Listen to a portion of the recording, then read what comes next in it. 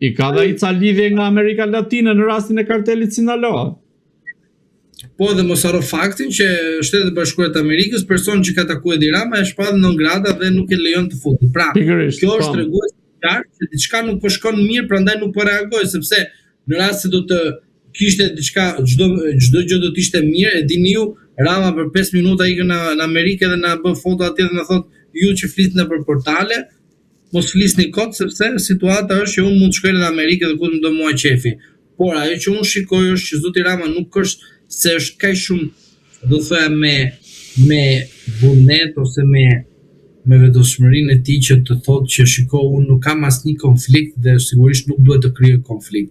Dhe mënyra se si ai nuk reagoi dhe nuk veproi, nuk e shikoj në aspektin e festave të fundvitit. Ishte thjesht mënyra se si ai e përfitoi këtë ngjarje për shkak se ishin festat e fundvitit dhe në fund fare ai vazhdoi përsëri mesazhet e tij edhe kundrejt Shtetit Bashkuar të Amerikës, por edhe rastin në tropoj që tha Nena Prete dhe Kina. Pra, të gjitha këto nuk mund t'i lejmë të shkëputura me njëra tjetrën, duhet t'i lidhim në mënyrë të atij që të na japi një konkluzion të caktuar që kush është konkluzjoni. Konkluzjoni është që zoti Rama aty ku duhet të kishte mbajtur një qendrim si lider në aspektin politik për shkak se është kreu i ekzekutivit, zoti Rama zgjolli të heshtë. Ndonjëherë heshtja e vazhdueshme pa reagim dhe në mënyrë të zgjatur, se mund të heshtës një vit, pra të kesh një heshtje një vjeçare, po nuk mund të kesh ti heshtje gati 2 vjet apo 13 vjet apo 20 vjet. Sepse në këtë rast mund të kishte heshtur edhe kryeministri i Kosovës Albin Kurti, i cili nuk është se ka dhe aq mirë punët me Shtetet e Bashkuara të Amerikës, por pati një reagim sapo ndodhi ngjarja. Ai pati një reagim dhe mos haro faktin se edhe në Kosovë vizat u hoqën, por edhe në Shqipëri. Por se konsideroj fare linja Trump çfarë deklarate bëi Kurti. Edhe vallë ta dish që të mirë në vizat që respektojnë vizat janë kosovarë sa në shqiptarët, në kuptim që shqiptarë jemi po në aspektin e asaj që ne themi për shkak se janë 2 republika, Republika e Kosovës dhe Republika e Shqipërisë. Pra, në këtë aspekt unë mendoj që edhe fresk ti bosh linjës Trump, sigurisht e ka qëndrimin edhe e ka pozicionin. Do të thotë që unë e kam gati planin, ju nuk po e zbatoni dhe nuk po e shikoj dhe nuk po e kuptoj. Prandaj secili prej jush më mirë të marrë në avion dhe të lëvizi, përndryshe do t'i nështrohet rregullave dhe rregullat janë shumë të qarta. Kompromis, pakt, marrëveshje dhe në fund fare atë që don më i madhi dhe më i forti. Kush është më i forti? Shtetet e Bashkuara të Amerikës. Kush është më i forti? Gylseni apo ti bardhi? Lutem. Para pak ditësh kryeministri Edi Rama ishte në Paris ku u takua dhe me dhëndrin e presidentit amerikan Donald Trump Jared Kushner. Apo mundohet Edi Rama që të gjej një pikë shpëtimi tek Jared Kushner, se mos ndoshta i thot diçka në vesh Donald Trumpit, me që e ka edhe vjerë. Shiko, do të them diçka. Kur desha të ikja jashtë shtetit dhe të shkoja në Itali, i thash, a ka mundësi të takoj papën? Më tha, po, mund të bëjmë një takim. Shumë bukur, thashëm, po si është takimi? Shiko, thot, kur shkon në Itali, atje te Vatikani, papa del tek ajo sheshi aty, del vazhdimisht, bën ka si një ritual dhe del aty dhe duket sikur ti e ke taku personalisht papën. Më kupton? Dhe ti e ke parë shumë mirë që shumë zyrtar shqiptar shkojnë edhe bëjnë sikur kanë takuar papën poshtë. Poshtë, jo te zyra, se te zyra ka protokoll tjetër, ndërsa poshtë dhe ke pa vazhdimisht. Dhe këto foto që bën Rama më kujtojnë këto rastet. Për shembull, shkojnë këta edhe takojnë papën në Vatikan, ku ndërkohë ai ka ritualin e vetë dhe i takon të gjithë kush i del përpara dhe bën një foto. Dhe kështu më ndodhi edhe kjo me rastin e zotit Rama, që takoi atë shtrëngoi çai bëri nuk e di, tani aty duke bërë një foto, ai pak ishte një situatë që ashtu ishte edhe papa në atë aspekt që hajde kaloi dhe shtetet mira, dhe kjo është e vërteta. Ju mos mendoni se unë shikoj vazhdimisht që njerëzit thënë u bëri foto me këtë, u bëri foto me atë tjetrën, shiko them vërtetën. Shumë foto nuk janë ashtu siç dukej. Pra, që të bësh ti një foto me papën, duhet të kalosh një procedurë të saktuar.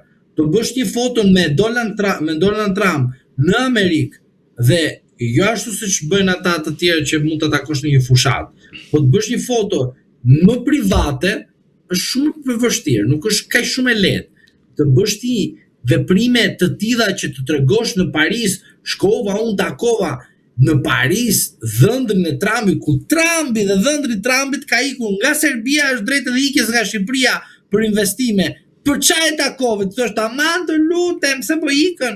Se unë i thash Sazanin po e merr familja Trump që të justifikojë të shqiptarët mashtrimin.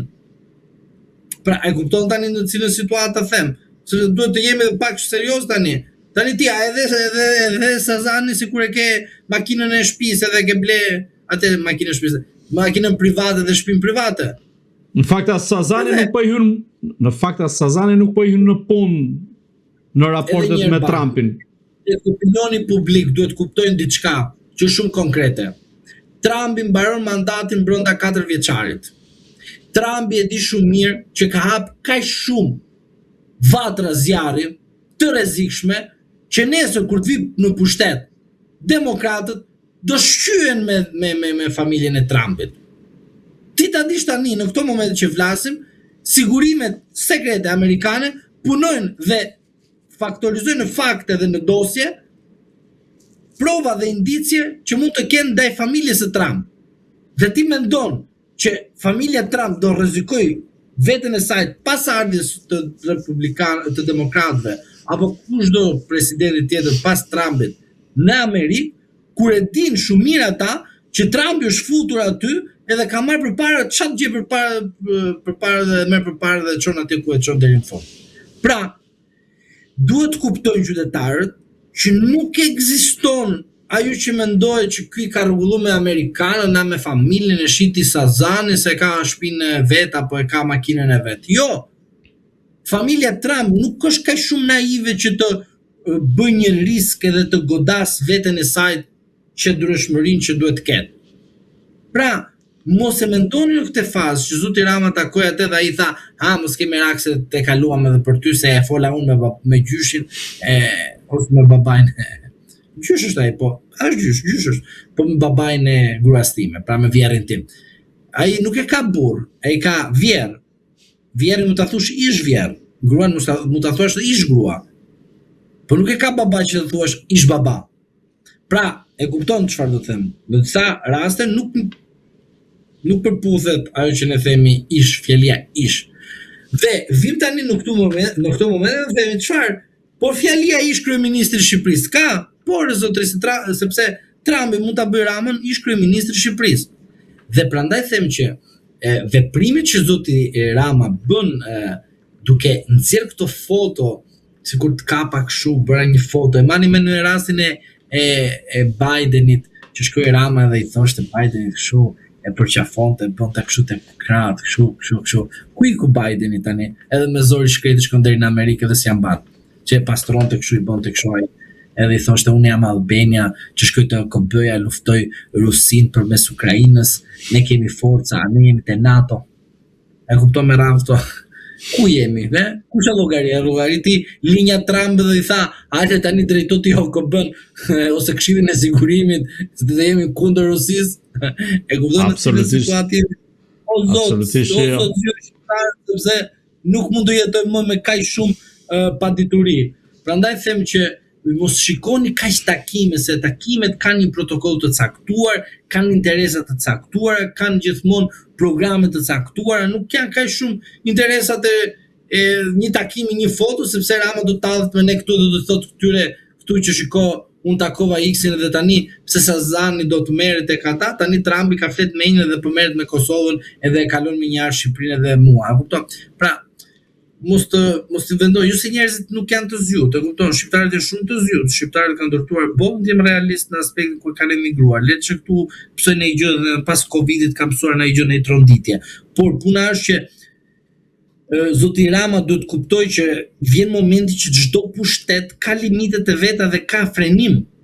Sepse po pushteti vazhdoj në mënyrë të pakontrollueshëm, është e sigurt që rikthimi i pushtetit kundrejt atij që ushtron është në mënyrë absolute goditës ndaj atij personit.